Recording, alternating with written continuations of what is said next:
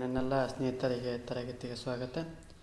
ತರಗತಿ ಪ್ರಾರಂಭ ಮಾಡೋಕ್ಕಿಂತ ಮುಂಚಿತವಾಗಿ ನಮ್ಮ ಮಾಸ್ತರ್ ಯೂಟ್ಯೂಬ್ ಚಾನಲಿಗೆ ಸಬ್ಸ್ಕ್ರೈಬ್ ಆಗಿ ಪ್ರತಿನಿತ್ಯ ತರಗತಿಗಳನ್ನು ವೀಕ್ಷಿಸಿ ಎನ್ನುತ್ತಾ ಇವತ್ತಿನ ಒಂದು ತರಗತಿಯನ್ನು ಪ್ರಾರಂಭ ಮಾಡ್ತಾ ಹೋಗೋಣ.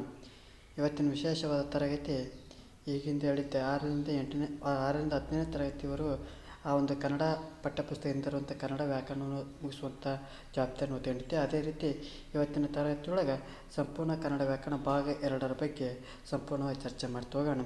ಹಾಗಾಗಿ ಮೊದಲನೇ ತರಗತಿ ಸಂಧಿಗಳ ಬಗ್ಗೆ ಬರ್ತಾ ಹೋಗ್ತೈತಿ. ಈ ಸಂಧಿಗಳಲ್ಲಿ ನಾವು ಕನ್ನಡ ಸಂಧಿಗಳ ಬಗ್ಗೆ ನೋಡ್ತಾ ಹೋಗ್ತೀವಿ, ಸಂಸ್ಕೃತ ಸಂಧಿಗಳ ಬಗ್ಗೆ ಇಂದ ಚರ್ಚೆ ಮಾಡಿದ್ವಿ. ನಾನು ಮೊದಲಿಗೆ ಹೇಳಿದೆ, ಆ ಪಠ್ಯ ಆಧಾರಿತ ಮೇಲೆ ನಾನು ಚರ್ಚೆ ಮಾಡೋದ್ರಿಂದ ಯಾವ ಅಂಶಗಳು ಬರ್ತಾ ಹೋಗ್ತೋ ಅವುಗಳನ್ನು ಚರ್ಚೆ ಮಾಡ್ತಾ ಹೋಗ್ತೀನಿ. ಉದಾಹರಣೆಗಾಗಿ ಈ ಕನ್ನಡ ಸಂಧಿಗಳಲ್ಲಿ ನಾವು ನೋಡ್ತಾ ಹೋಗಿದ್ವಿ. ಒಂದನೇದು ಕನ್ನಡ ಸಂಧಿಗಳಲ್ಲಿ ಎಷ್ಟು ಬರ್ತಾವಪ್ಪ, ನಮ್ಮ 3 ಪ್ರಕಾರ ಸಂಧಿಗಳು ಬರ್ತಾ ಹೋಗ್ತವೆ. ಅದರಲ್ಲಿ ಒಂದನೇದು ಲೋಪ ಸಂಧಿ, ಆಗಮ ಸಂಧಿ, ಆದೇಶ ಸಂಧಿ ಬರ್ತಾ ಹೋಗ್ತವೆ ಅಂತ ಹೇಳಿದ್ದೆ. ಅದರ ಬಗ್ಗೆ ಚರ್ಚೆಯನ್ನು ಮಾಡ್ತಾ ಹೋಗೋಣ. ಲೋಪ ಸಂಧಿ ಅಂದರೆ ಏನಪ್ಪ ಅಂದ್ರೆ, ಆ ಸಂಧಿ ಕ್ರಿಯೆ ಆಗುವಾಗ ಸ್ವರದ ಮುಂದೆ ಸ್ವರ ಬಂದು ಪೂರ್ವಪದದ ಸ್ವರ ಲೋಪವಾದರೆ ಅದು ಲೋಪ ಸಂಧಿ. ಅಂದ್ರೆ ಏನಪ್ಪ ಅಂದ್ರೆ, ಆ ಸಂಧಿ ಕ್ರಿಯೆ ಆಗುವಂಥ ಸಂದರ್ಭದೊಳಗೆ ಸ್ವರದ ಮುಂದೆ ಸ್ವರ ಬಂದು ಪೂರ್ವಪದದ ಸ್ವರ ಏನಾದರೂ ಲೋಪ ಆತಪ್ಪ ಅಂದ್ರೆ, ಹೊರಟು ಹೋತಪ್ಪ ಅಂದ್ರೆ ಅದನ್ನು ಲೋಪ ಸಂಧಿ ಅಂತ ಕರಿತಾ ಹೋಗ್ತೇವೆ. ಉದಾಹರಣೆಗೆ ನಾನು ಮೊದಲೇ ಹೇಳಿದೆ, ಯಾವುದೇ ಒಂದು ಸಂಧಿ ಕಂಡುಹಿಡಿಬೇಕಾದ್ರೆ ಅಥವಾ ಸಮಾಸ ಕಂಡುಹಿಡಿಬೇಕಾದ್ರೆ ಯಾವುದೇ ಒಂದು ಪದವನ್ನು ಕೊಟ್ಟಾಗ ಆ ಪದವನ್ನು ಏನು ಮಾಡ್ತಾ ಹೋಗ್ಬೇಕಂದ್ರೆ ಬಿಡಿಸಿ ಬರ್ತಾ ಹೋಗ್ಬೇಕು. ಆ ಬಿಡಿಸಿ ಬರೋದನ್ನು ವಿಕ್ರಯ ವಾಕ್ಯ ಅಂತ ಕರಿತಾ ಹೋಗ್ತಾರೆ. ಯಾವ ರೀತಿ ಈ ರೀತಿ ಬಿಡಿಸ್ತಾ ಹೋಗ್ಬೇಕಂದ್ರೆ, ಊರು ಅಂತ ಇರ್ತೈತಲ್ಲ, ಆ ಒಂದು ಊರೂರು ಪದವನ್ನು ಬಿಡಿಸಿ ಬರಬೇಕು. ಊರು ಪ್ಲಸ್ ಊರು ಊರೂರು ಆಗ್ತೈತಿ. ಅಂದ್ರೆ ಇದರಲ್ಲಿ ಪೂರ್ವ ಪದ ಯಾವುದು, ಉತ್ತರ ಪದ ಯಾವುದಪ್ಪ ಅಂದ್ರೆ, ಎಡಭಾಗದಲ್ಲಿರುವಂಥದ್ದನ್ನು ಪೂರ್ವ ಪದ ಅಂತ ಕರಿತಾ ಹೋಗ್ತೀವಿ, ಬಲಭಾಗದಲ್ಲಿರುವಂಥ ಪದವನ್ನು ಉತ್ತರ ಪದ ಅಂತಂದು ಕರಿತಾ ಹೋಗ್ತೀವಿ. ಅಂದ್ರೆ ಈ ಲೋಪ ಸಂಧಿ ಏನಪ್ಪ ಅಂದ್ರೆ, ಆ ಸಂಧಿ ಕ್ರಿಯೆ ಆಗುವಂಥ ಸಂದರ್ಭದೊಳಗೆ ಸ್ವರದ ಮುಂದೆ ಸ್ವರವು ಬಂದಂಥ ಸಂದರ್ಭದೊಳಗೆ ಪೂರ್ವ ಪದದ ಸ್ವರ ಏನಾದರೂ ಲೋಪವಾದರೆ ಅದು ಲೋಪ ಸಂಧಿ ಅಂತ ಹೇಳ್ತಾರೆ. ನೀವು ನೋಡಿ, ಇಲ್ಲಿ ಸ್ವರದ ಮುಂದೆ ಸ್ವರ ಬಂದು ಅಂತ ಹೇಳ್ತೀವಿ. ಸ್ವರ ಏನು ಕಾಣಕ್ಕೆ ವ್ಯಂಜನ ಐತಲ್ಲ ಅಂತ ಹೇಳ್ತೇವೆ. ಅದೇ ನೀವು ತಪ್ಪು ಮಾಡಿದೆ. ಏನಪ್ಪ ಅಂದ್ರೆ, ಇಲ್ಲಿ ಊರು ಅನ್ನೋದು ಐತೆ, ಅದ್ರೊಳಗೆ ಯಾವ ಐತಿ, ಹೂ ಐತಿ. ಉತ್ತರ ಪದದೊಳಗೆ ಹೂ ಐತಿ. ಇವೆರಡೂ ಕೂಡಿಸ್ಬಾರ್ದಾಗ ಈ ಒಂದು ಪದ ಏನಾಗ್ತೈತಪ್ಪ ಅಂದ್ರೆ, ಹೋಗಿ ಈ ಒಂದು ಪದವು ಬರ್ತಾ ಹೋಗ್ತೈತಿ. ಹಾಗಾಗಿ ಈ ಒಂದು ಪದ ಏನು ಹೋಗ್ತೈತಲ್ಲ, ಆ ಪೂರ್ವ ಪದ ಎಲ್ಲಿ ಯಾವುದೇ ಒಂದು ಸಂಧಿ ಬಿಡಿಸುವಂಥ ಪೂರ್ವ ಪದದಲ್ಲಿ ಈ ಒಂದು ಸ್ವರವು ಹೊರಟು ಹೋದಪ್ಪ ಅಂದ್ರೆ, ಸ್ವರದ ಮುಂದೆ ಸ್ವರ ಇದ್ದಾಗ, ಆ ಸ್ವರದ ಮುಂದೆ ಸ್ವರ ಬಂದಾಗ ಆ ಪೂರ್ವ ಪದವು ಏನಾದ್ರು ಹೊರಟು ಹೋತಪ್ಪ ಅಂದ್ರೆ ಅದನ್ನು ನೇರವಾಗಿ ಹೇಳ್ತಾ ಹೋಗ್ರಿ, ಅದು ಲೋಪ ಸಂಧಿ ಅಂತ ಹೇಳ್ತಾ ಹೋಗ್ತೀವಿ. ಅದೇ ರೀತಿ ಇನ್ನೊಂದು ಉದಾಹರಣೆ ನೋಡೋದಾದಪ್ಪ ಅಂದ್ರೆ, ಇಲ್ಲಿ ಊರಿಂದ ಅಂತ ಆಯ್ತು. ಊರು ಪ್ಲಸ್ ಇಂದ ಅಂದ್ರೆ, ಊರು ಅಂದರೆ ಯಾವ ಬರ್ತೈತಿ, ಈ ಹೂ ಬರ್ತೈತಿ. ಸ್ವರ ಯಾವ್ದು ಕಾಣ್ತಾ ಹೋಗ್ತಿ, ಈ ಬರ್ತಾ ಹೋಗ್ತೈತಿ. ಅಂದ್ರೆ ಇಲ್ಲಿ ಏನಾಯ್ತು, ಊರಿಂದ ಅಂದರೆ ಇಂದ ಸೇರ್ತಾ ಹೋಗ್ತು, ಅಂದ್ರೆ ಊರಿಂದ ಆಗ್ತಾ ಹೋಗ್ತು. ಅಂದ್ರೆ ಈ ಒಂದು ಯಾವ ಪದ ಬರ್ತಾ ಹೋಗ್ತೈತಿ, ಈ ಬರ್ತದೆ. ಈ ಒಂದು ಪದ ಏನಾಗ್ತೈತಪ್ಪ ಅಂದ್ರೆ ಹೊರಟು ಹೋಗ್ತೈತ, ಲೋಪವಾಗ್ತೈತ. ಹಾಗಾಗಿ ಇದನ್ನು ಏನಂತ ಕರಿತಾವಪ್ಪ ಅಂದ್ರೆ ಲೋಪ ಸಂಧಿ ಅಂತ ಕರಿತಾ ಹೋಗ್ತೀವಿ. ಅಂದ್ರೆ ಆ ಸಂಧಿ ಕ್ರಿಯೆ ಆಗುವಂಥ ಸಂದರ್ಭದೊಳಗೆ ಸ್ವರದ ಮುಂದೆ ಸ್ವರ ಬಂದಂಥ ಆಗ ಪೂರ್ವ ಪದದಂಥ ಸ್ವರವು ಲೋಪವಾದಪ್ಪ ಅದನ್ನು ಲೋಪ ಸಂಧಿ. ಇದಿಷ್ಟು ಅರ್ಥ ಆಗಿದೆ ಅಂದ್ಕೊಂಡಿರ್ತಾನೆ. ಮುಂದುವರೆದು ಹೋಗ್ತಾನೆ ಆಗಮ ಸಂಧಿಯ ಬಗ್ಗೆ ಚರ್ಚೆ ಮಾಡ್ತಾ ಹೋಗೋಣ. ಹಾಗಾದ್ರೆ ಆಗಮ ಸಂಧಿ ಅಂದರೆ ಏನಪ್ಪ ಅಂದ್ರೆ, ಅಲ್ಲಿ ಕೂಡ ಸ್ವರದ ಮುಂದೆ ಸ್ವರ ಬಂದು ಸಂಧಿಯಾಗುವಾಗ ಏಕಾರ ಅಥವಾ ಓಕಾರವು ಈ ಸ್ವರಗಳ ಮಧ್ಯೆ ಹೊಸದಾಗಿ ಸೇರಿದರೆ ಅದು ಆಗಮ ಸಂಧಿ. ಅಂದ್ರೆ ಸ್ವರದ ಮುಂದೆ ಸ್ವರವು ಸಂಧಿ ಆಗುವಂಥ ಸಂದರ್ಭದೊಳಗೆ ಏಕಾರ ಮತ್ತು ಅಥವಾ ಓಕಾರವು ಈ ಸ್ವರಗಳ ಮಧ್ಯೆ ಹೊಸದಾಗಿ ಸೇರಿದಪ್ಪ ಅಂದ್ರೆ ಅದನ್ನು ಆಗಮ ಸಂಧಿ ಅಂತಂತ ಕರಿತಾ ಹೋಗ್ತೀವಿ. ಉದಾಹರಣೆ ನೋಡೋದಾದ್ರೆ, ಚಳಿಯಿಂದ ಅಂತ ಹೇಳ್ತಾವೆ. ಚಳಿಯಿಂದ ಅಂದರೆ ಏನಪ್ಪ ಅಂದ್ರೆ, ಚಳಿ ಪ್ಲಸ್ ಇಂದ ಅಂದರೆ ಏನಪ್ಪ ಅಂದ್ರೆ ಬಿಡಿಸ್ತಾ ಹೋಗ್ತೀವಿ. ಚಳಿ ಪ್ಲಸ್ ಇಂದ ಇಲ್ಲಿ ಸ್ವರಗಳು ನೋಡ್ತಾ ಹೋಗ್ತೀವಿ. ಇಲ್ಲಿ ಈ ಸ್ವರ ನೋಡ್ತಾ ಹೋಗ್ತೀವಿ ಪೂರ್ವ ಪದದೊಳಗೆ, ಉತ್ತರ ಪದದೊಳಗೆ ಈ ಸ್ವರವನ್ನು ನೋಡ್ತಾ ಹೋಗ್ತೀವಿ. ಈ ಒಂದು ಪದಗಳನ್ನು ನೋಡಿದಂಥ ಸಂದರ್ಭದಲ್ಲಿ ಹೊಸದಾದಂಥ ಇವೆರಡು ಪದಗಳಲ್ಲಿ ಈ ನರ ಬರ್ಬೇಕಾಯ್ತು, ಈ ನರ ಬರ್ಬೇಕಾಯ್ತು. ಆದರೆ ಇಲ್ಲಿ ಹೊಸ ಪದವನ್ನು ಕಾಣ್ತಾ ಹೋಗ್ತೀವಿ. ಯಾವುದಪ್ಪ ಅಂದ್ರೆ ಕಾಣ್ತಾ ಹೋಗ್ತೇವೆ. ಅಂದ್ರೆ ಹೊಸದಾಗಿ ಸ್ವರಗಳ ಮುಂದೆ ಸ್ವರ ಬಂದಂಥ ಸಂಧಿ ಆಗುವಂಥ ತಪ್ಪಿದ್ರೆ ಕಾರ ಸ್ವರಗಳು ಹೊಸದಾಗಿ ಬಂತಪ್ಪ ಅಂದ್ರೆ ಅವನು ಏನಂತ ಕರಿತಪ್ಪ ಅಂದ್ರೆ ಆಗಮ ಸಂಧಿ ಅಂತ ಕರಿತಾ ಹೋಗ್ತೀನಿ. ಅಂದ್ರೆ ಹೊಸ ಪದಗಳು ಬರ್ತಾ ಹೋಗ್ತವೆ. ಅಂದ್ರೆ ಇನ್ನೊಂದು ಉದಾಹರಣೆ ನೋಡೋಣ. ಗುರುವನ್ನು ಅಂತ ಬರ್ತಾ ಹೋಗ್ತವೆ. ಅಂದ್ರೆ ಗುರು ಪ್ಲಸ್ ಅನ್ ಅಂತ ಕರಿತೀವಿ. ಗುರುದೊಳಗೆ ಹೂ ಅಂತ ಸ್ವರ ನೋಡ್ತಾ ಹೋಗ್ತೀವಿ, ಅನ್ನೊಳಗೆ ಅಂತ ಸ್ವರ ನೋಡ್ತಾ ಹೋಗ್ತೀವಿ. ಇವೆರಡರೊಳಗೆ ಯಾವ ಬರ್ತಾ ಹೋಗ್ತಾಯಿತ್ತು ಅಂದ್ರೆ ಬೇರೆ ಒಂದು ಪದ ಬರ್ತಾವೆ. ಅಂದ್ರೆ ಹೊಸದಾಗಿ ಸೇರುವಂಥ ಪದವನ್ನು ಏನಂತ ಕರಿತಾವಪ್ಪ ಅಂದ್ರೆ ಆಗಮ ಸಂಧಿ ಅಂತ ಕರಿತಾವೆ. ಅಂದ್ರೆ ಸ್ವರದ ಮುಂದೆ ಸ್ವರ ಸಂಧಿ ಆಗುವಂಥ ಸಂದರ್ಭದೊಳಗೆ ಯಕಾರ ಅಥವಾ ವಕಾರ ಸ್ವರಗಳು ಮತ್ತು ಹೊಸದಾಗಿ ಬರುವಂಥದ್ದನ್ನು ಆಗಮ ಸಂಧಿ ಅಂತ ಕರಿತಾ ಹೋಗ್ತಾರೆ. ಕೈಯನ್ನು ಅಂದ್ರೆ ಕೈ ಪ್ಲಸ್ ಅನ್ನು ಕೈಯನ್ನು, ಗುರು ಪ್ಲಸ್ ಅನ್ನು ಗುರುವನ್ನು, ಪುಸ್ತಕ ಪ್ಲಸ್ ಅನ್ನು ಪುಸ್ತಕವನ್ನು, ಈ ರೀತಿಯಾದಂಥ ಪದಗಳನ್ನು ಆಗಮ ಸಂಧಿಗೆ ಉದಾಹರಣೆ ಆಗಿರೋದಕ್ಕೆ ಕಾಣ್ತಾ ಹೋಗ್ತೀವಿ. ನಂತರ ನೋಡ್ತಾ ಹೋಗೋಣ ಆದೇಶ ಸಂಧಿಯ ಬಗ್ಗೆ ನೋಡ್ತಾ ಹೋಗೋಣ. ಅಂದ್ರೆ ಆ ಸಂಧಿ ಕ್ರಿಯೆ ಆಗುವಾಗ ಪರಪದದ ಆದಿಯಲ್ಲಿರುವ ವ್ಯಂಜನದ ಬದಲಿಗೆ ಬೇರೊಂದು ವ್ಯಂಜನ ಬಂದು ಸೇರುವುದೇ ಆದೇಶ ಸಂಧಿ.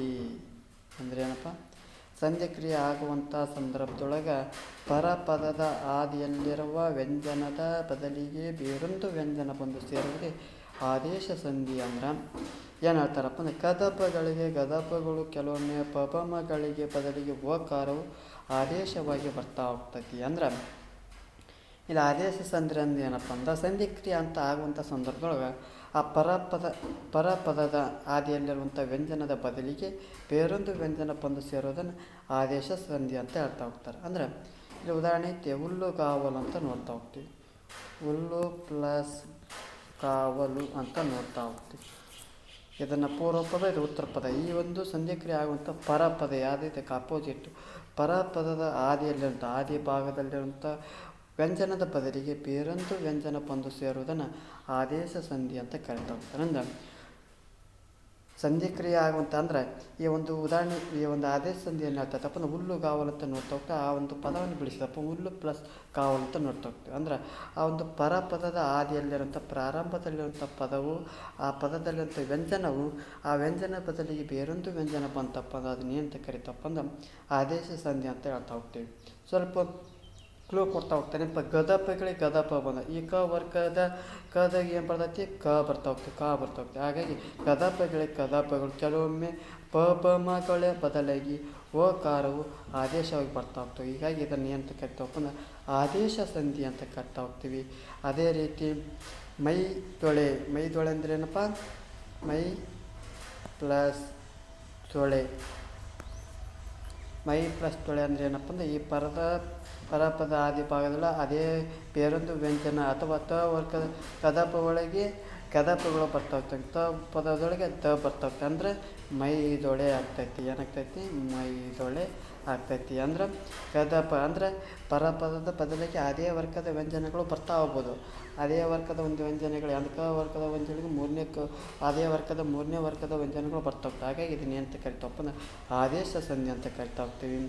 ಅದೇ ರೀತಿ ಬೆಂಬತ್ತು, ಬೆನ್ ಪ್ಲಸ್ ಪತ್ತು ಅಂದರೆ ಬೆಂಬತ್ತು, ಕೆನೆ ಪ್ಲಸ್ ಪಾಲ್, ಕೆನೆವಾಲ್, ಈ ಒಂದು ಉದಾಹರಣೆಗಳು ಆದೇಶ ಸಂಧಿಗಳಿಗೆ ಉದಾಹರಣೆ ಆಗುವುದನ್ನು ಕಾಣ್ತಾ ಹೋಗ್ತೀವಿ. ಇದಿಷ್ಟೇನಪ್ಪ ಅಂದ್ರೆ ಕನ್ನಡ ಒಂದು ಸಂಧಿಗಳ ಬಗ್ಗೆ ಚರ್ಚೆ ಆಗ್ತೈತೆ. ಮುಂದುವರೆದು ನೋಡ್ತಾ ಹೋಗೋಣ. ಕ್ಷಮೆಯಲ್ಲಿ ಪ್ರಕೃತಿಯ ಭಾವದ ಬಗ್ಗೆ ಏನು ಸ್ವಲ್ಪ ಐತಿ, ಅದನ್ನು ಸ್ವಲ್ಪ ನೋಡ್ತಾ ಹೋಗೋಣ. ಪ್ರಕೃತಿ ಭಾವ ಅಂತ ನೋಡ್ತಾ ಹೋಗೋಣ. ಪ್ರಕೃತಿ ಭಾವ ಅಂದರೆ ಏನಪ್ಪ ಅಂದ್ರೆ ಸ್ವರದ ಮುಂದೆ ಸ್ವರ ಬಂದರೂ ಸಂಧಿಯಾಗದೆ ಇದ್ದ ಹಾಗೆ ಇರುವುದೇ ಪ್ರಕೃತಿ ಭಾವ. ಅಂದ್ರೆ ಇಲ್ಲಿ ಏನು ಮಾಡೋಂಗಿಲ್ಲ, ಅದು ಯಾಗಿರ್ತದೆ ಹಾಗೆ ಇರೋದನ್ನು ಪ್ರಕೃತಿ ಭಾವ. ಸ್ವರದ ಮುಂದೆ ಸ್ವರ ಬಂದರೂ ಸಂಧಿಯಾಗದೆ ಇದ್ದ ಹಾಗೆ ಇರುವುದೇ ಪ್ರಕೃತಿ ಭಾವ. ಯಾವ ರೀತಿ ಅಂತ ಅಂದಪ್ಪ ಅಂದ್ರೆ ಇಲ್ಲಿ ಪ್ಲುತ ಸ್ವರದ ಮುಂದೆ ಪ್ಲುತ ಸ್ವರ ಬಂದಾಗ ಅಯ್ಯೋ, ಆಹಾ, ಓಹೋ, ಈ ಭಾವಸೂಚಕ ಅವ್ಯಯಗಳ ಮುಂದೆ ಸ್ವರ ಬಂದಾಗ ಆ ಎಂಬ ಪದದ ಮುಂದೆ ಅಕ್ಷರದ ಮುಂದೆ ಅಲ್ಲ ಸ್ವರ ಬಂದ ಸಂಧಿ ಮಾಡಬಾರದು ಅಂತ ಹೇಳ್ತಾ ಹೋಗ್ತಾ. ಅಂದ್ರೆ ಈ ಒಂದು ಅಕ್ಷರವು ಆ ನೋಡು, ಓ ಅಜ್ಜಿ ಬಂದರೆ, ಅಯ್ಯೋ ಇದೇನು ಅಕ್ಕ ಆಯ್ತಾ ಬಾ ಅಂದರೆ ಈ ಒಂದು ಉದಾಹರಣೆಗಳು ಗಮನಿಸಿದಾಗ ಪ್ಲುತ ಸ್ವರಗಳ ಒಂದು ಸಂದರ್ಭವನ್ನು ನೋಡ್ತಾ ಹೋಗ್ತೀವಿ. ಭಾವಸೂಚಕ ಅವ್ಯಯಗಳ ಬಗ್ಗೆ ನೋಡ್ತಾ ಹೋಗ್ತೀವಿ.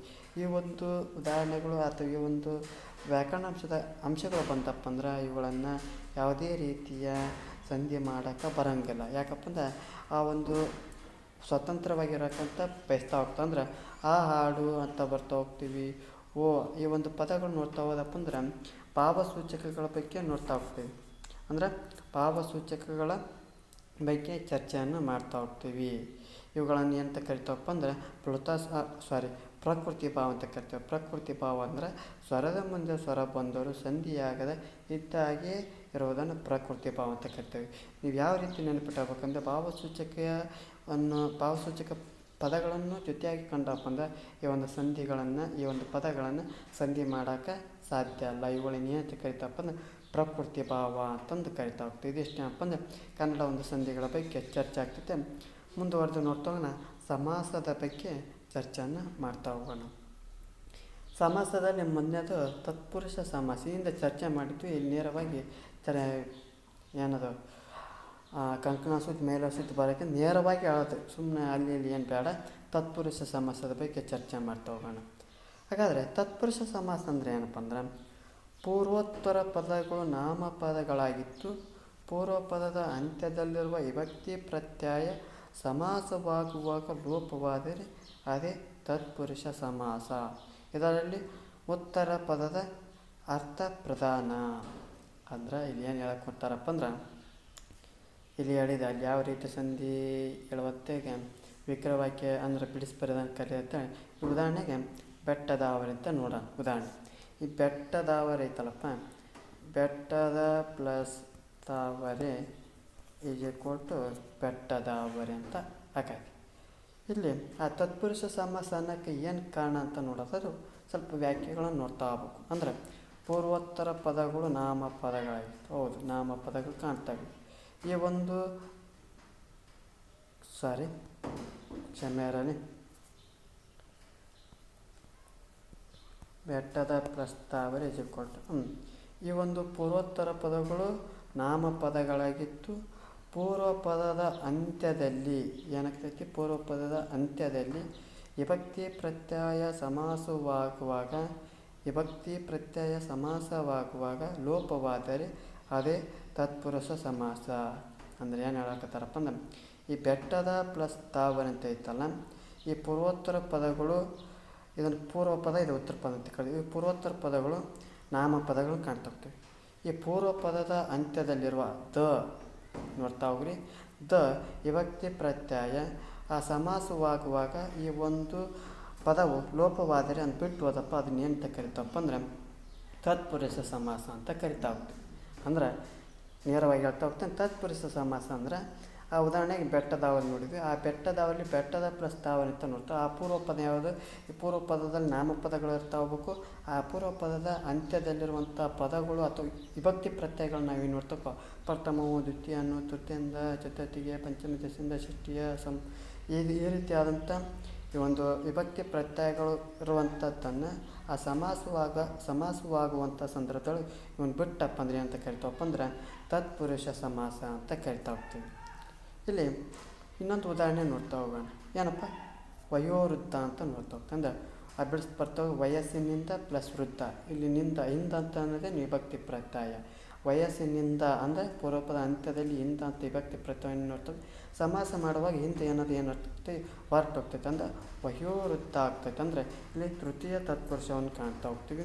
ಹಗಲಿನಲ್ಲಿ ಪ್ಲಸ್ ಕನಸು, ಅಲ್ಲಿ ಅನ್ನೋದೊಂದು ಕಾಣ್ತಾ ಹೋಗ್ತದೆ. ಅಂದರೆ ಸಪ್ತಮಿ ಅಲ್ಲಿ ಅನ್ನೋದೊಂದು ವಿಭಕ್ತಿ ಪ್ರತ್ಯಯನ ಕಾಣ್ತಾ ಹೋಗ್ತೀವಿ. ಆ ಸಮಾಸವಾಗುವಂಥ ಸಂದರ್ಭದಲ್ಲಿ ಆ ಹಲ್ಲಿ ಅನ್ನೋದು ಹೊರಟೋಗ್ತೈತೆ. ಹಾಗಾಗಿ ಹಗಲು ಕನಸು ಕಾಣ್ತಾ ಹೋಗ್ತೀವಿ. ಏನು ಹಗಲು ಕನಸು. ಇದನ್ನು ಏನಂತ ಕರಿತಾವಪ್ಪ ಅಂದ್ರೆ ತತ್ಪುರುಷ ಸಮಾಸ. ತತ್ಪುರುಷ ಸಮಾಸ ಅಂದರೆ ಇಷ್ಟೇ ಸರಳವಾಗಿತ್ತು. ಪೂರ್ವೋತ್ತರ ಪದಗಳು ನಾಮಪದಗಳಾಗಿತ್ತು. ಆ ಪೂರ್ವ ಪದದ ಅಂತ್ಯದಲ್ಲಿರುವಂಥ ವಿಭಕ್ತಿ ಪ್ರತ್ಯಯಗಳು ಸಮಾಸವಾಗುವಾಗ ಲೋಪವಾದರೆ ಅದನ್ನು ತತ್ಪುರುಷ ಸಮಾಸ ಅಂತ ಕರಿತಾ ಹೋಗ್ತೀವಿ. ಮುಖ್ಯವಾಗಿ ಇದರಲ್ಲಿ ಉತ್ತರ ಪದದ ಅರ್ಥ ಏನಪ್ಪ ಅಂದ್ರೆ ಮುಖ್ಯವಾಗಿ ಪ್ರಧಾನವಾಗಿ ಕಾಣ್ತಾ ಹೋಗ್ತೀವಿ. ಅಂದರೆ ಈ ಒಂದು ಉತ್ತರ ಪದವು ಮುಖ್ಯವಾಗಿ ಪ್ರಧಾನ ಅಂಶವನ್ನು ಕಾಣ್ತಾ ಹೋಗ್ತೀವಿ. ಇದೇನಂತ ಕರಿತಾವಪ್ಪ ಅಂದ್ರೆ ತತ್ಪುರುಷ ಸಮಾಸ. ಇದರ ಬಗ್ಗೆ ಅರ್ಥ ಆಗಿದೆ ಅಂದ್ಕೊಂಡು ಮುಂದುವರ್ತಾ ಹೋಗ್ತಾನೆ. ಎರಡನೇದು ಕರ್ಮಧಾರೆಯ ಸಮಾಸ. ಕರ್ಮಧಾರೆಯ ಸಮಾಸ ನೇರವಾಗಿ ಉದಾಹರಣೆಗೆ ಹೋಗೋಕ್ಕಿಂತ ಮುಂಚಿತವಾಗಿ ಇವುಗಳ ಒಂದು ವ್ಯಾಖ್ಯಾನ ತಿಳ್ಕೊಂಡು ಹೋಗೋಣ. ಪೂರ್ವೋತ್ತರ ಪದಗಳು ಲಿಂಗ ವಚನ ವಿಭಕ್ತಿಗಳಿಂದ ಸಮಾನವಾಗಿತ್ತು. ವಿಶೇಷಣ ವಿಶೇಷ ಸಂಬಂಧದಿಂದ ಕೂಡಿ ಆಗುವ ಸಮಾಸವೇ ಕರ್ಮಧಾರೆಯ ಸಮಾಸ. ಇದರಲ್ಲಿ ಉತ್ತರ ಪದದ ಅರ್ಥವೇ ಪ್ರಧಾನ. ಅಂದ್ರೆ ಇಲ್ಲಿ ಏನು ಹೇಳ್ತಾ ಹೋಗ್ತಾರಪ್ಪ ಅಂದರೆ ಕರ್ಮಧಾರೆಯ ಸಮಾಸ ಅಂದರೆ ಪೂರ್ವೋತ್ತರ ಪದಗಳು, ಇದು ಪೂರ್ವ ಪದ, ಇದು ಉತ್ತರ ಪದ. ಈ ಪೂರ್ವೋತ್ತರ ಪದಗಳು ಏನು ಒಳಗೊಂಡಿರ್ತಾವಪ್ಪ ಅಂದ್ರೆ ಲಿಂಗ ವಚನ ವಿಭಕ್ತಿಗಳಿಂದ ಸಮನಾಗಿರ್ತವೆ. ಜೊತೆಗೆ ವಿಶೇಷಣ ವಿಶೇಷ ಸಂಬಂಧದಿಂದ ಕೂಡಿ ಆಗುವ ಸಮಾಸವೇ ಕರ್ಮಧಾರಯ ಸಮಾಸ. ಇದರಲ್ಲಿ ಉತ್ತರ ಪದದ ಅರ್ಥ ಬಲು ಇಂಪಾರ್ಟೆಂಟ್, ಪ್ರಧಾನ ಅಂತ ಕರಿತಾ ಹೋಗ್ತೀವಿ. ಅಂದ್ರೆ ಈ ಉದಾಹರಣೆ ನೋಡ್ತಾ ಹೋಗೋಣ. ಮರ ಅಂತ ಹೋಗ್ತಾ ಹೋಗ್ತೀವಿ. ಇರಿದು ಪ್ಲಸ್ ಮರ ಮರ ಅಂದ್ರೆ ಪೂರ್ವೋತ್ತರ ಪದಗಳು ಏನಪ್ಪ, ಲಿಂಗ ಆಗಿರ್ಬೋದು, ವಚನ ಆಗಿರ್ಬೋದು, ವಿಭಕ್ತಿಗಳಾಗಿರ್ಬೋದು. ಈ ಒಂದು ಪದವನ್ನು ನೋಡ್ತಾ ಹೋಗ್ತೀವಿ. ಈ ಒಂದು ಪದಕ್ಕೆ ವಿಶೇಷಣ ಮತ್ತು ವಿಶೇಷ ಸಂಬಂಧ. ವಿಶೇಷ ಮರ ಐತಿ, ಎಂಥ ಮರ ಐತಪ್ಪ, ಎರಿದಾದ ಅಂದ್ರೆ ಇದು ವಿಶೇಷಣವನ್ನು ನೋಡ್ತಾ ಹೋಗ್ತೀವಿ. ಇದನ್ನು ವಿಶೇಷದಿಂದ ನೋಡ್ತಾ ಹೋಗ್ತೀವಿ. ಅಂದ್ರೆ ಮರ ನೋಡ್ತಾ ಹೋಗ್ತೀವಿ, ಎಂಥ ಮರ, ಎರಿದಾದ ಒಟ್ಟಾರೆ ಅಂತ ಕರಿತೀವಿ ಎಮ್ಮರ. ಅಂಥ ಮರ ಎಮ್ಮರ ಅಂತಂದು ಕಾಣ್ತಾ ಹೋಗ್ತೀವಿ. ಇನ್ನೊಂದು ಮೆಲ್ನುಡಿ ಅಂತ ನೋಡ್ತಾ ಹೋಗ್ತೀವಿ. ಏನು ಮೆಲ್ನುಡಿ ಪದದ ಮೆಲ್ಲಿತ್ತು ಪ್ಲಸ್ ನುಡಿ. ಇವುಗಳನ್ನು ಈ ಕರ್ಮಧಾರಯ ಸಮಾಸ ಲಿಂಗ ವಚನ ವಿಭಕ್ತಿಗಳಕ್ಕಿಂತ ವಿಶೇಷಣ ಮತ್ತು ವಿಶೇಷ ಇತ್ತಪ್ಪ ಅಂದ್ರೆ ಸಾಕು, ಆ ರೀತಿಯಲ್ಲಿ ಕಂಡಿಡ್ತಾ ಹೋಗು. ಅದನ್ನೇ ಈ ಒಂದು ಅಂಶವನ್ನು ಇದನ್ನು ನೋಡ್ತಾ ಹೋಗಿ ನೋಡೋಣ. ಅಂದ್ರೆ ಮೆಲ್ನುಡಿ ಅಂತ ಹೋಗ್ತೇವೆ. ಮೆಲ್ನುಡಿ ಅಂದರೆ ಅದನ್ನು ಬಿಡಿಸಿ ಬರೀಬೇಕು. ಮೆಲ್ಲಿತ್ತು ಪ್ಲಸ್ ನುಡಿ ಅಂದರೆ ಎಂಥ ಮಾತಾಡಕತ್ತಪ್ಪ, ಮೆಲ್ಲಿತ್ತು ನುಡಿ ಅಂದರೆ ಇದು ವಿಶೇಷಣ, ಇದು ವಿಶೇಷವನ್ನು ಕಾಣ್ತಾ ಹೋಗ್ತೀವಿ. ದಿವ್ಯ ಪ್ರಕಾಶ, ದಿವ್ಯವಾದ ಪ್ಲಸ್ ಪ್ರಕಾಶ. ಪ್ರಕಾಶ ದಿವ್ಯವಂತ ಪ್ರಕಾಶ ಬೆಳಗಕ್ಕದು ಯಾವ ರೀತಿ, ದಿವ್ಯವಾದಂಥ ಪ್ರಕಾಶವನ್ನು ಕಾಣ್ತಾ ಅಂದ್ರೆ ದಿವ್ಯ ಪ್ರಕಾಶ. ಇದು ವಿಶೇಷಣ ವಿಶೇಷ. ಈ ಒಂದು ಪದದ ಉತ್ತರ ಪದವು ಅರ್ಥ ಪ್ರಧಾನವಾಗಿ ಕಂಡುಬರೋದನ್ನು ಕರ್ಮಧಾರಯ ಸಮಾಸ ಅಂತ ಕರಿತಾ ಹೋಗ್ತೀವಿ. ವಿಶೇಷಣ ಮತ್ತು ವಿಶೇಷ ಸಂಬಂಧದಿಂದ ಕೂಡಿ ಆಗುವ ಸಮಾಸವೇ ಕರ್ಮಧಾರಯ ಸಮಾಸ. ಇದರಲ್ಲಿ ಉತ್ತರ ಪದದ ಅರ್ಥ ಪ್ರಧಾನವಾಗಿ ಬರ್ತಾ ಹೋಗ್ತೀವಿ. ಇದನ್ನು ಕರ್ಮಧಾರಯ ಸಮಾಸ ಅಂತ ಕರಿತಾ ಹೋಗ್ತೀವಿ. ಇನ್ನೊಂದು ದ್ವಿಗು ಸಮಾಸ ಬಗ್ಗೆ ಚರ್ಚೆ ಮಾಡ್ತಾವ್ರೆ. ದ್ವಿಗು ಸಮಾಸ ಅಂದರೆ ಏನಪ್ಪ ಅಂದ್ರೆ ಪೂರ್ವ ಪದ ಸಂಖ್ಯಾವಾಚಕವಾಗಿದ್ದು ಉತ್ತರ ಪದ ನಾಮಪದವಾಗಿದ್ದರೆ ಅದು ದ್ವಿಗು ಸಮಾಸ. ಸರಳವಾದದ್ದು, ಏನು ಕಷ್ಟ ಅಲ್ಲ, ಟಫ್ ಇಲ್ಲ, ಏನದ ಇನ್ನು ಏನೇನು ಹೇಳ್ತಾರಲ್ಲ ಹಂಗೆ. ದ್ವಿಗು ಸಮಾಸ ಅಂದ್ರೆ ನಾಮಪದಗಳ ಬಗ್ಗೆ ಏನಿಂದ ಚರ್ಚೆ ಮಾಡ್ತೀವಿ. ಏನಪ್ಪ, ಸಂಖ್ಯಾವಾಚಕ ಮತ್ತು ಸಂಖ್ಯೆಯ ವಾಚಕ ಅಂತ ಹೇಳ್ತಾ ಹೋಗ್ತೀವಿ. ಈ ಸಂಖ್ಯಾವಾಚಕದೊಳಗೆ ಏನಪ್ಪ ನಾನು ಈಗ ಒಂದು ಉದಾಹರಣೆ ತಗೋಣ. ಏನು ತಗೋಣ, 4 ದೆಸೆ ತಗೋಣ. 4 ಪ್ಲಸ್ ದೆಸೆ ಬಳಸ್ಬಾರ್ದು, ಹಿಂಗೆ ಬರ್ತೈತಿ. ಪದೇ ಪದೇ ಹೇಳ್ತೀನಿ. ಇದು ಪೂರ್ವ ಪದ, ಇದು ಉತ್ತರ ಪದ. ಇಲ್ಲಿ ದ್ವಿಗು ಸಮಾಸ ಅಂದ್ರೆ ಏನಿರ್ತೈತಿ, ಪೂರ್ವ ಪದ ಯಾವುದಪ್ಪ, ಇದು ಪೂರ್ವ ಪದ ಏನಿರ್ತದಪ್ಪ, ಸಂಖ್ಯಾವಾಚಕ. ಹೌದು, ಸಂಖ್ಯೆನ ಐತಿ, 4 ಅನ್ನೋ ಸಂಖ್ಯೆ ಐತಿ. ಉತ್ತರ ಪದ ನಾಮಪದ. ಹೌದು, ದೆಸೆ ಅನ್ನೋದು ಒಂದು ನಾಮಪದ. ಅಂದರೆ ಈ ಒಂದು ಪೂರ್ವ ಪದ ಸಂಖ್ಯಾವಾಚಕವಾಯಿತು, ಉತ್ತರ ಪದ ನಾಮಪದ ಆಗಿದ್ದರೆ ಅದನ್ನೇನಂತ ಕರಿತಪ್ಪ, ದ್ವಿಗು ಸಮಾಸ ಅಂತ ಕರಿತೇವೆ. ಹೌದು, ಪೂರ್ವ ಪದದೊಳಗೆ ಸಂಖ್ಯಾವಾಚಕವನ್ನು ಕಾಣ್ತಾ ಹೋಗ್ತೀವಿ, ಉತ್ತರ ಪದದೊಳಗೆ ದೆಸೆ ಅನ್ನೋದು ನಾಮಪದ ಕಾಣ್ತಾ ಹೋಗ್ತದೆ. ಹಾಗಾದರೆ 4 ದೆಸೆ ಅಂದ್ರೆ 4 ದೆಸೆ ಅಂತ ಕರಿತಾ. ಹಾಗಾಗಿ ಇದನ್ನು ಏನಂತ ಕರಿತವಪ್ಪ ಅಂದ್ರೆ ದ್ವಿಗು ಸಮಾಸವನ್ನು ಕಾಣ್ತಾ ಹೋಗ್ತೀವಿ. ಅದೇ ರೀತಿ ಮುಮ್ಮುಡಿ ನೋಡ್ತಾ ಹೋಗ್ತೀವಿ. ಮುಮ್ಮುಡಿ ಪದಪ್ಪ ಯಾವ ರೀತಿ, 3 ಪ್ಲಸ್ ಮುಡಿ. ಪೂರ್ವ ಪದ ಸಂಖ್ಯಾವಾಚಕ, ಹೌದು, 3 ಅನ್ನೋದು ಸಂಖ್ಯಾವಾಚಕ, ಮಡಿ ಅನ್ನೋದು ಪದ. ಹಾಗಾಗಿ ಇವೆರಡೂ ಕೂಡಿಸಿದ್ರೆ ಏನಕ್ಕತ್ತಪ್ಪ ಅಂದ್ರೆ ದ್ವಿಗು ಸಮಾಸ. ಅಂದರೆ ಪೂರ್ವ ಪದ ಸಂಖ್ಯಾವಾಚಕವಾಗಿತ್ತು, ಉತ್ತರ ಪದ ನಾಮಪದವಾಗಿದ್ದರೆ ಅದನ್ನು ದ್ವಿಗು ಸಮಾಸ ಅಂತ ಕರಿತಾ ಹೋಗ್ತೀವಿ. ಇನ್ನೊಂದು ಪಂಚೇಂದ್ರಿಯ ಅಂದ್ರೆ ಪಂಚಗಳಾದ, ಅಂದ್ರೆ ಪಂಚ ಅಂದ್ರೆ 5 ಇಂದ್ರಿಯ ಅಂತ ಕಾಣ್ತಾ ಹೋಗ್ತೀವಿ. ಅಂದ್ರೆ ನಾಮಪದ ಪಂಚಗಳಾದ ಸಂಖ್ಯಾವಾಚಕ, ಇಂದ್ರಿಯನ ನಾಮಪದ, ಇವೆರಡನ್ನು ಕೂಡಿಸಿ ಹೇಳುವುದನ್ನು ದ್ವಿಗು ಸಮಾಸ ಅಥವಾ ಪಂಚೇಂದ್ರಿಯ ಅಂತ ಕರಿತಾ ಹೋಗ್ತೀವಿ. ಇದು ಏನಪ್ಪ ಅಂದರೆ ದ್ವಿಗು ಸಮಾಸದ ಬಗ್ಗೆ ಸಂಪೂರ್ಣವಾಗಿ ಅರ್ಥ ಮಾಡ್ಕೊಂಡು ಹೇಳ್ತಾ ಹೋಗ್ತೀನಿ. ಇದಿಷ್ಟು ನಿಮಗೆ ಅರ್ಥವಾಗಿದೆ ಅನ್ಕೊಳ್ತಾ ಹೋಗ್ತೇನೆ. ಇದರ ಬಗ್ಗೆ ಏನಾದರೂ ಪ್ರಶ್ನೆಗಳಿದ್ದರೆ ಖಂಡಿತವಾಗಿ ನಮ್ಮ ಒಂದು ಕಾಮೆಂಟ್ ಬಾಕ್ಸ್ನಲ್ಲಿ ತಿಳಿಸ್ತಾ ಹೋಗ್ರಿ. ಜೊತೆಗೆ ಈ ಒಂದು ತರಗತಿ ಎಷ್ಟಾಗಿದೆ ನಮ್ಮ ಒಂದು ಯೂಟ್ಯೂಬ್ ಚಾನಲಿಗೆ ಸಬ್ಸ್ಕ್ರೈಬ್ ಆಗಿ, ಮತ್ತು ಏನಾದರೂ ದೋಷಗಳು ಅಥವಾ ನಿಮ್ಮ ಒಂದು ಪ್ರಶ್ನೆಗಳಿದ್ದರೆ ಈ ಒಂದು ಕಮೆಂಟ್ ಬಾಕ್ಸ್ನಲ್ಲಿ ತಿಳಿಸಿ. ಈ ಒಂದು ತರಗತಿ ದಿನ ಒಂದೊಂದು ಕನ್ನಡ ಒಂದು ವ್ಯಾಕರಣದ ಬಗ್ಗೆ ಮತ್ತು ಆಳವಾಗಿ ನಿಮಗೆ ಅರ್ಥವಾಗುವಂಥ ರೀತಿಯಲ್ಲಿ ಹೇಳುವಂಥ ಪ್ರಯತ್ನವನ್ನು ಮಾಡ್ತೀನಿ. ಈ ಒಂದು ತರಗತಿಯನ್ನು ಮುಗಿಸ್ತೇನೆ. ಮುಂದಿನ ಒಂದು ತರಗತಿಯೊಳಗೆ ಬರ್ತಾ ಹೋಗ್ತೀವಿ. ಎಲ್ಲರಿಗೂ ಧನ್ಯವಾದಗಳು.